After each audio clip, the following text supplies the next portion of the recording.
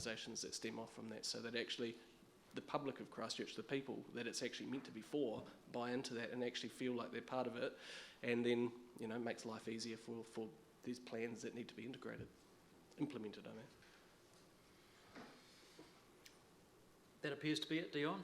Thank you very much. Cool. We appreciate your written submission, appreciate you taking the time to be here with us today and for sharing your views with us. Thank you. We now come to a submission from the Littleton Port Company and Joe Appleyard to make the submission.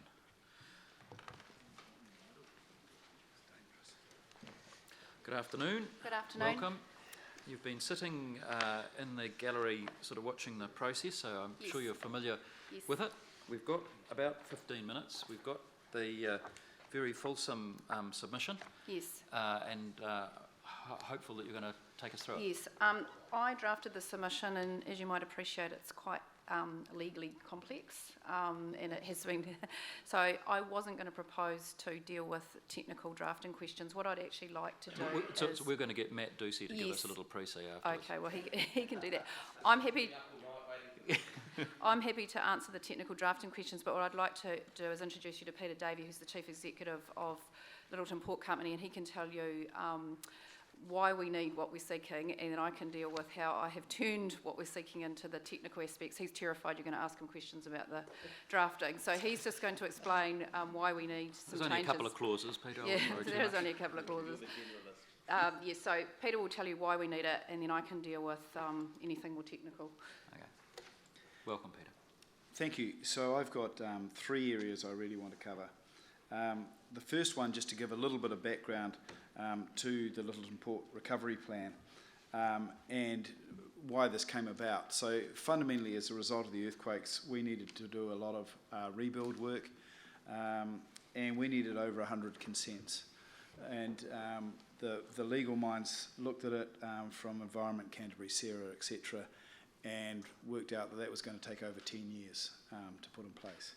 So what we did then when we were tasked with the recovery plan, when ECAN was tasked with the recovery plan, is looked at our long-term development, looked at how we could develop the port, both for what we had and for the future, and talked about moving the port to the east significantly with a large reclamation and turning some of the older part of the port back to community use, so it could be used for a number of different purposes.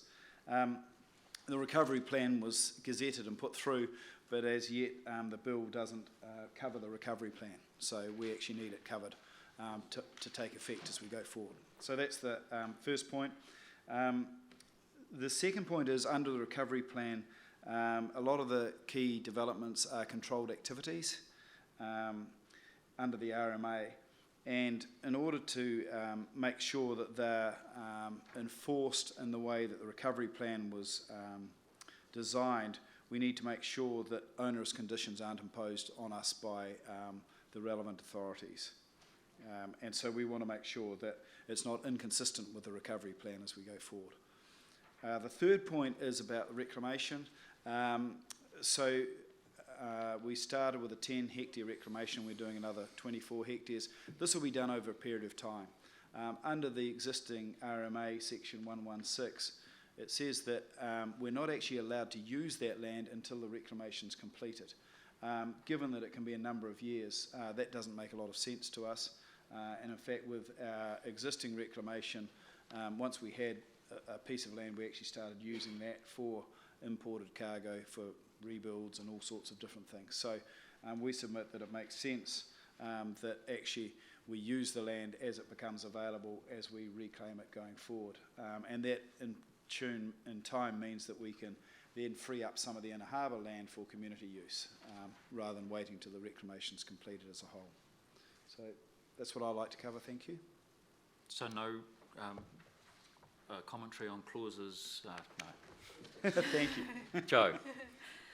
Yes, so it is quite technical. The first one is probably the change that I've set out at paragraph 12 of the submission, which is the easy one, which is just to add another recovery plan into the bill now that we have it.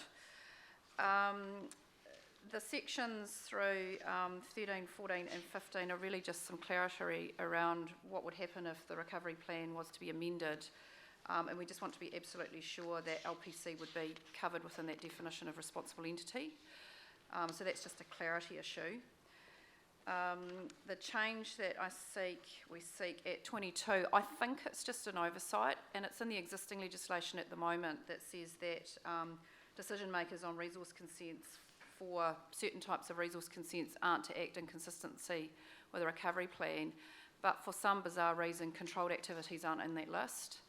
And I don't know whether that was intentional, it's just an oversight. It may well just be an impression that because a controlled activity needs to be granted, has to be granted, that there's no need for that direction.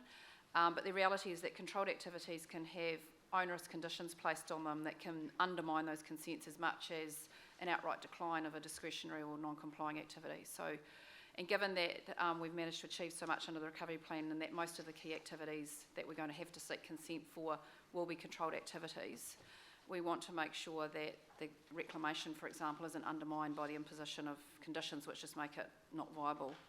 Can I ask a question on that? Isn't the port company, having been able to use the emergency powers to get the 34 hectare reclamation as a controlled activity, now just seeking to get an even easier run and to limit the ability of the regional council in particular to put conditions on it to protect environmental and social wellbeing in Littleton Township? We're not seeking that the conditions aren't onerous. We're simply seeking that they are consistent with the recovery plan. And any other type of consent, the legislation says that they have to be consistent with the recovery plan, and we can't understand why this particular activity could be inconsistent, but others would have to be consistent. But surely, I mean, there's case law that the council can't deny consent by imposition of conditions on a controlled activity, so isn't that the protection? No, well, I mean, there are a whole range of conditions that could be put on a consent that could undermine what this plan intends, just to have a practical effect of doing that. Such as? Oh, well, there could be conditions put on the reclamation that just make it practically unusable. But then you could challenge the council because, yeah, you can't do that legally. And then at the moment, the legislation omits LPC from being a party that can challenge. So that's the next step in this legislation. Certain parties can challenge a decision maker where they act inconsistently with a recovery plan, and LPC is not included in that list. So we end up with a situation where we go along and ask for a controlled activity. In theory, the ride should be easier. We don't have the protection of this legislation to say to the decision maker you can't act inconsistently. In that sense, we might be better being non-complying or discretionary, because at least we would have that additional protection. And then, if we think a decision maker is acting in consistency, the legislation excludes us from being one of the parties able to take that to the minister for a decision. So that's the. Yeah. Okay, thank you. Okay. So I think we'll let Jo continue on unless there are pressing questions. Yeah, we'll sure. do questions at the end. And then probably that the main changes that we are seeking are the ones in paragraph 46. And these are lifted more or less to mirror the wording in the existing order in council for the 10 hectare reclamation, and they are the ones that, in short, say you can start using the reclamation as soon as you get a consent for it. So I have, as much as I can, tried to mirror the wording that's used in the order in council. I did think about in the submission whether we should just ask for the ability to grant another order in council to be reinstated to the legislation, but thought that might be more politically unacceptable than asking for some specific clauses in the legislation specifically to deal with this particular reclamation, and effectively being able to override section 116 of the RMA and allow it to commence earlier than when it's finished. So I have, as much as possible, stuck to the wording of the order in council, because there was obviously a whole lot of work done in the drafting of that. Okay, now questions. David, did you have one? Yeah, I understand your point in terms of listing controlled activity and subject to advice from officials. That seems sensible. At the bottom of page 4, though, you say that you want your relief that you seek isn't just to add controlled activities to 31.2a, but you think that your entity should be able to comment on in a preliminary way upon proposals that affect you. And I wonder why you see yourselves different in a matter of principle to other people in the community whose interests might be affected by some other draft plan. Okay, so I'm sorry, we're talking about the amendment to 31.3 or the amendment to clause 22D. Oh, okay. This is in relation to amendments to the recovery plan, and we were the party who was jointly directed with ECAN in respect of this particular recovery plan. So we were the joint party directed. So if there's going to be an amendment to it, we would expect to see ourselves in the list of parties that would have a view on that. Well, yeah, I understand that point, but how's that different from someone else who's affected by an amendment to another plan?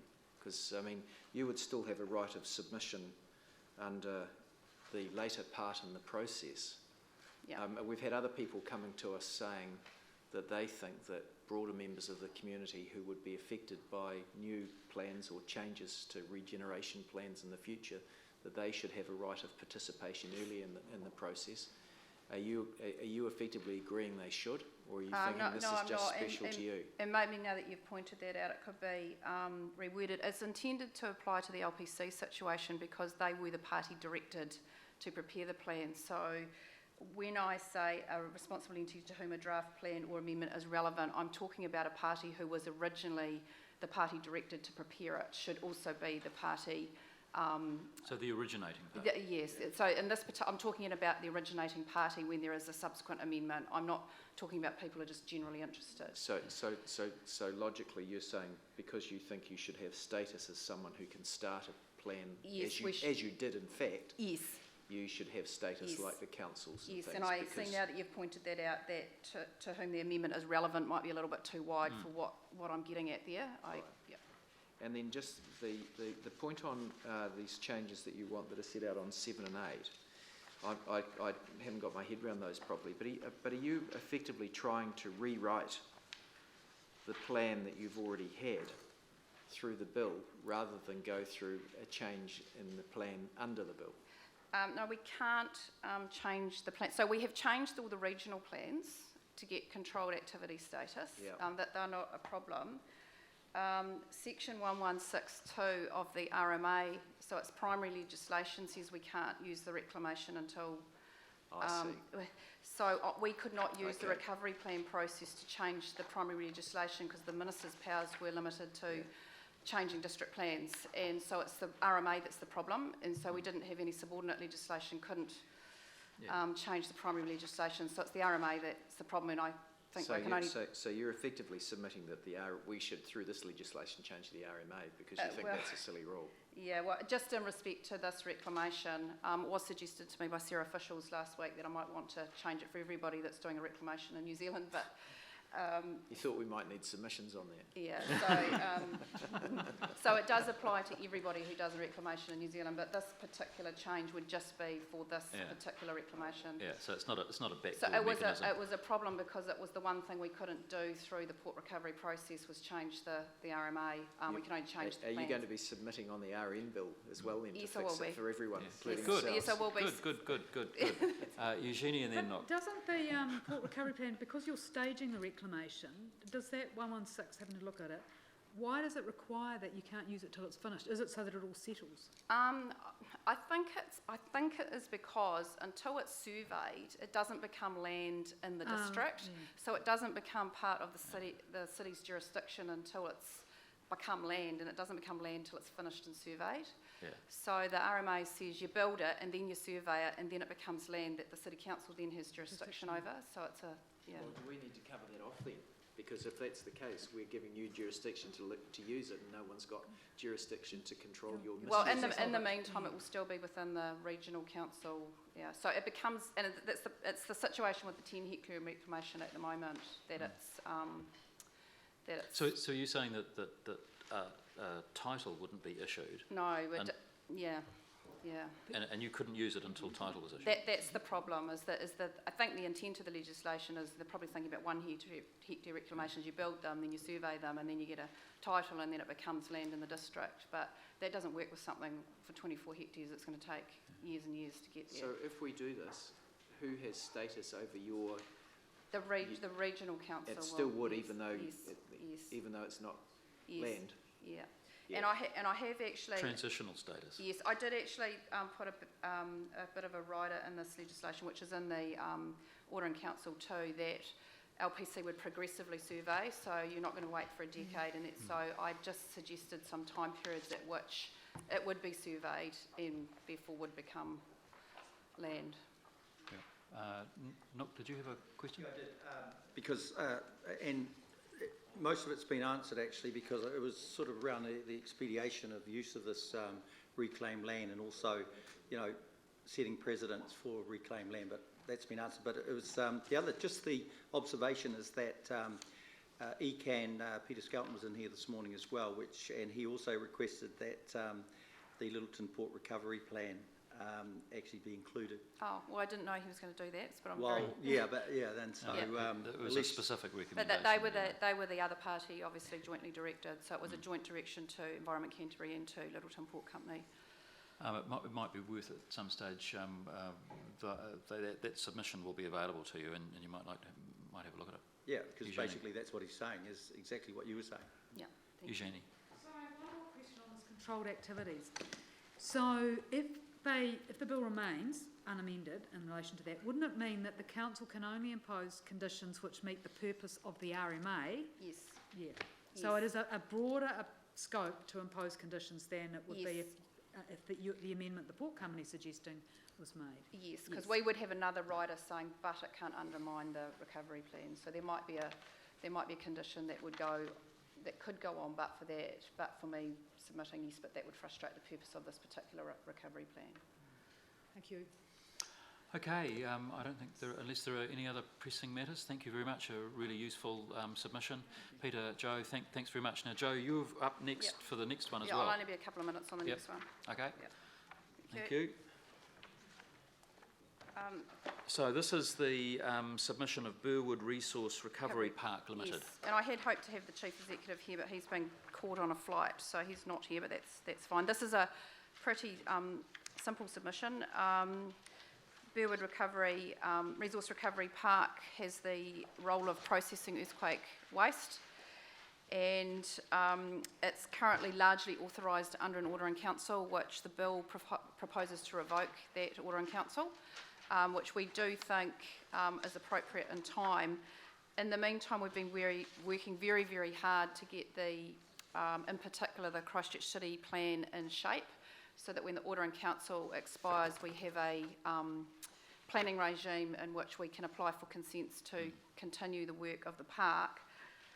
We noticed that the Regeneration Bill extends the time for decisions to be made on the replacement plan, and this submission is really driven out of a concern that we could end up with a hole whereby the order in council for Burwood expires, but we don't yet have in place the chapter dealing with Burwood in the Christchurch plan. Now, the hearing on Chapter 21 on the Christchurch plan was on Wednesday this week, and I appeared.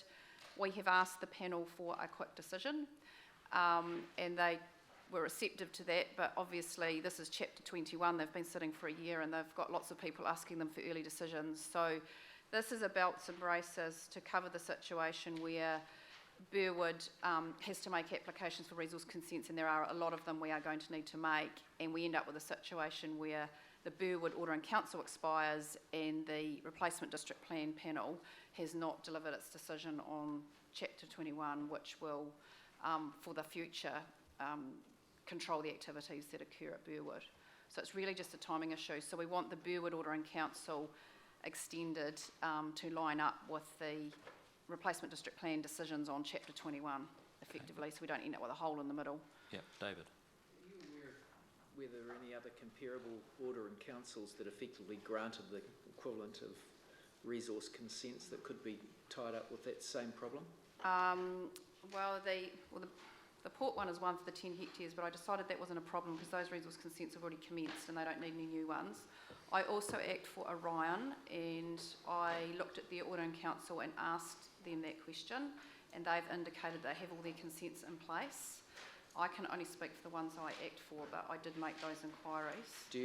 Just in terms of the scale of the number of sort of resource consent-like permissions that were given by order of council, do you know how many there were since the earthquake? I don't know. You'd have to ask Sarah. But most of these order and councils were to facilitate controlled activity, non-notified resource consents. So there will be a few of them. So we need to check that. I think you do need to check. I think, yeah. What might be one difference is that is the time frame. Some of them were for temporary activities, and the Orion ones, for example, they said we've had the consent, we've done the temporary activities, we don't need the consents anymore. Yeah. Whereas Burwood is an ongoing situation where they are going to need consents into the future. So the whole you described, yes. What would happen if just the provisions in the plan as notified applied? Would that create too much uncertainty because Yes, they have gone through quite a bit of change in the mediation and process of leading up to the hearing. We actually have complete agreement with all the parties by the time we got to a hearing last week. So, but they have been through quite a bit of change, and the provisions of the operative plan are not particularly friendly. They are. Thanks.